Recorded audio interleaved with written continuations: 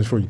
And so key number 4, the goal is understanding. That's what I've been building up this entire episode. This is what it means to personalize fitness.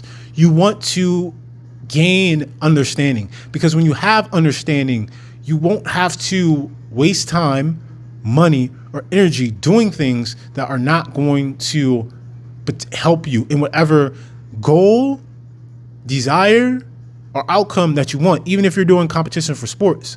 Just the other day, I met a guy. He's a freshman at the University of Maryland. He's playing football, and I was telling him I was in there at like 11 o'clock. He's in there too. We're sitting there training. I'm like, man, this is dope. He's getting his fitness in late at night, and he's showcasing character. And I looked at him and I was like, hey man, like, you're on the right track. Keep doing what you're doing. Keep learning. Keep growing. Keep progressing. And I was telling him, I was like, this is when you gain understanding, because he was like, man, he was a walk-on and now he's trying to get a scholarship. And I told him, I was like, hey man, like, you know what you know, and you have, going back to what I said earlier in the episode, but there's the unknown unknowns. But those unknown unknowns will become more clear the more you're willing to step out into the unknown.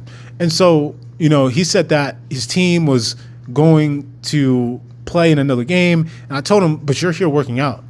You're here growing and progressing yourself. You're here getting better. And if you keep doing that, a lot of people who aren't doing this, you're going to see way more progress in them. So you're trying to figure out, okay, how do I get the scholarship? Or how do I get to a position where I can potentially maybe go to the NFL or maybe do this professionally?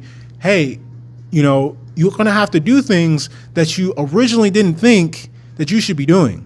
You might have to do exercises that you're like, man, I never thought about doing this.